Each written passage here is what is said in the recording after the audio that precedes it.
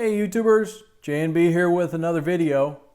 In this video, we will compare the 64 and 65 Washington quarters. We will talk about different varieties and answer a question of many people. Which one is more valuable? Now many would probably say 1964 because it's silver. Well, we'll see. Starting with mintages in 1964, the Philadelphia Mint produced over 560,390,585 coins. Denver minted even more, 704,135,528. In 65, there were a total of 1,819,717,540. The 65 mint mark was removed from coins, so we don't know which mint produced which coins. But bottom line is the mintages for both years are very close. The 64, of course, was the last year of minting business strike coins in silver. In 65, the mint switched to minting clad coinage. The coins will have a pink edge and the weight of 5.67 grams. The content of silver in 64 quarters is 90%, and they have a silvery edge and a weight of 6.25 grams. Because many coins were put aside back then, many coins in nice condition do exist. Now, to give you an example of this coin's value, a 64 from Philadelphia, mint graded MS 67, sold in November of 2018 at Heritage Auctions for $600. A 64D in grade MS 67 sold at Heritage in August of 2018 for $384. Both coins have the same grade and were sold recently, but the coin from Philadelphia Mint sells for more money because of its lower mintage. With silver coins, besides the collectible value, date, mint marks, rarities, etc., melt value also has an impact on a coin's recent value. Now, let's compare this to the coins struck in 1965 in the same grade. Since the coins struck in 1965 did not have silver content, many people assumed that they aren't worth a lot and they were not properly stored or cared for. Therefore, finding this coin in high grades is very difficult and they carry a very nice premium. This coin you see in the picture is graded MS67 and it's sold at Heritage for $364. Very similar to the sale of the 1964 silver quarter. In graded MS67 Plus, the coin you see in this picture sold at Stacks and Bowers for $3,450. So if you can find a 65 quarter in that high grade, you hit the jackpot. Now, moving on to errors and varieties. And starting with the fact that 64 to 65 were transitional years, and of course mistakes happened. The first one is 1964 quarter struck with the reverse intended for the 1965 coinage. In 1965, the reverse of the Washington quarter was rehubbed or redesigned to strengthen the detail on the reverse, most notably on the eagle's tail feathers. In addition to sharpening the outline of the feathers, the mint also added the rachis, or shaft of the feathers. The feature was absent from the design in previous years. This new reverse hub was intended for use on 65 quarters. However, new style dies were impressed with the D mint mark and used to strike 1964 D quarters. The name given to this variety is reverse of 1965 or type C reverse. You can see in this picture the detail. And we did a separate video about this error. And by the way, every error and variety covered in this video we have on our errors and varieties coin list if you need one. The link to them is below every video in the upper right hand corner of this one.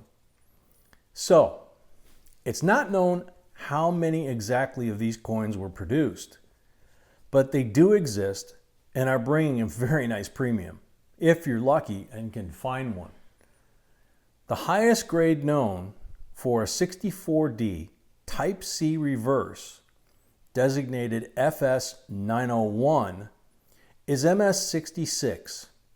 And this coin you see in the picture sold at Heritage Auction for $2,350. That's very nice for a quarter. In graded MS65, it sold also at Heritage in March of 2018 for $408. Also a super nice profit for a quarter. Another rarity is 64 quarters that came from SMS sets. Many know about 65 to 67 SMS sets, but there were also coins struck in 64 with the finish intended for the coins from the 1965 SMS set.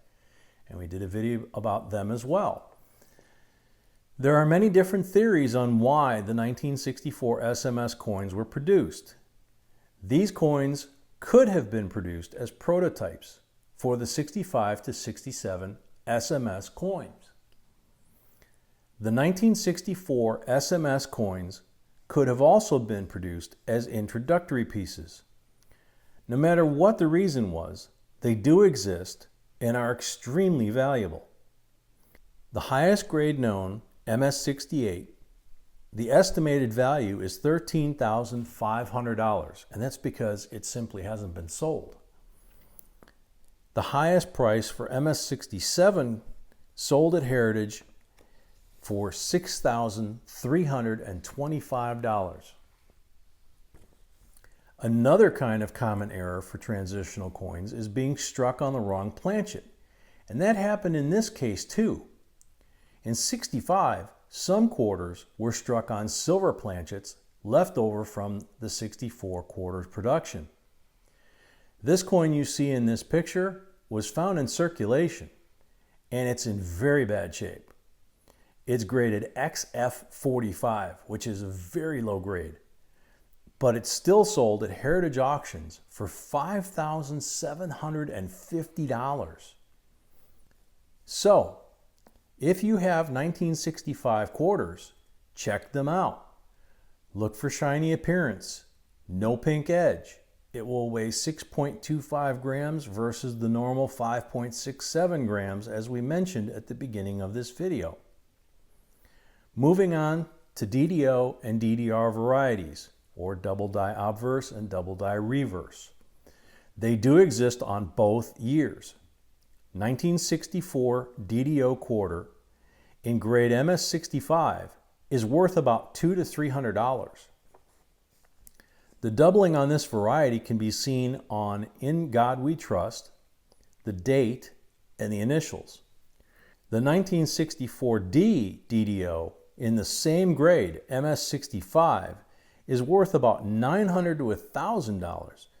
The doubling on this variety can be seen in God We Trust.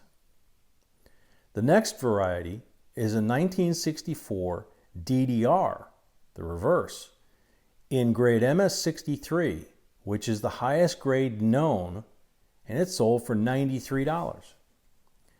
The doubling on this variety can be seen on the lettering. Another variety for this year is an RPM, or repunched mint mark, or D over D.